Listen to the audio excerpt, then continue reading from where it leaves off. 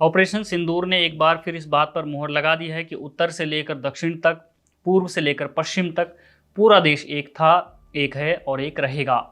North और south के बीच में डिवाइड पैदा करने के लिए क्या क्या नहीं किया गया, क्या क्या नहीं बोला गया। राजनीतिक स्वार्थ के कारण देश के दोनों हिस्सों में दरार डालने का प्रयास किया गया। नॉर्थ को काउ बेल्ट कहकर कुछ नेताओं ने तंज मारे, तो कुछ ने भाषा के आधार पर दोनों के बीच में भेद पैदा करने का प्रयास किया। लेकिन आज देखिए, केरल के तिरुवनंतपुरम से कांग्रेस पार्टी के सांसद शशि थरूर पार्टी लाइन से अलग पोजीशन लेकर देश के साथ खड़े हैं, और सिर्फ खड़े नहीं हैं बल्कि वैश्विक मीडिया में देश का पक्ष पूरी मजबूती से रख रहे हैं। यही तो है हमारा देश। याद रखिए, कांग्रेस भले ही सरकार के साथ खड़े होने की बात कर रही है, लेकिन पार्टी के कई नेता पाकिस्तान के समर्थन में बयानबाजी करते दिखे हैं। सोनिया गांधी ने भी अभी तक कोई बयान नहीं दिया है। ऐसे में यह बहुत महत्वपूर्ण हो जाता है कि कांग्रेस का एक बड़ा नेता इस तरह से खुलकर सरकार के साथ खड़ा है और अलग अलग मंचों पर देश को डिफेंड कर रहा है। आगे बढ़ते हैं। नॉर्थ के खिलाफ साउथ के लोगों को भड़काने के लिए बार बार कहा गया कि साउथ का पैसा नॉर्थ को दिया जा रहा है, साउथ के ऊपर हिंदी को थोपा जा रहा है, साउथ की नौकरियां नॉर्थ के लोगों को दी जा रही हैं। ऐसी तमाम आर्टिफिशियल फॉल्ट लाइन क्रिएट करने का प्रयास किया गया, लेकिन क्या हुआ? नील बटे सन्नाटा।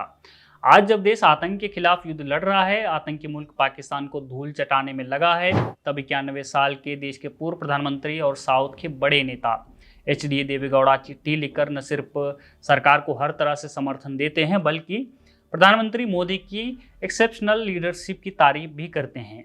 यही तो है हमारा देश।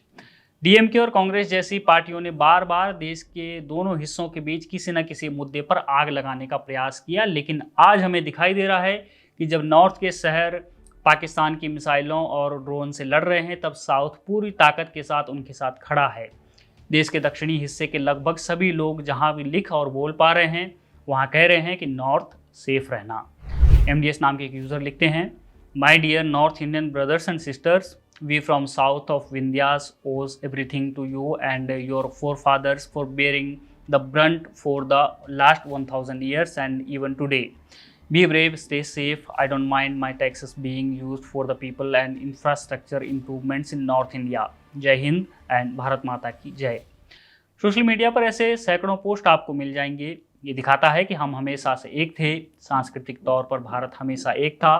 पहले फर्जी आर्यन इन्वेजन थ्योरी के नाम पर नॉर्थ साउथ को बांटना चाहा, जब वो नहीं चला तो भाषा के नाम पर बांटना चाहा, चमड़ी के रंग के आधार पर भी बांटने का प्रयास किया गया।